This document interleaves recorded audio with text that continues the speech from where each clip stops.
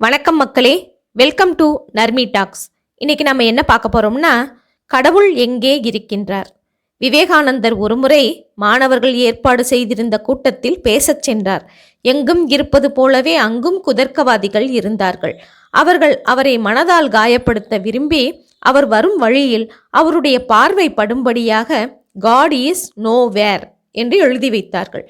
அவருடைய எதிர்வினை எப்படி இருக்கும் என்று மறைந்திருந்து பார்த்தார்கள்.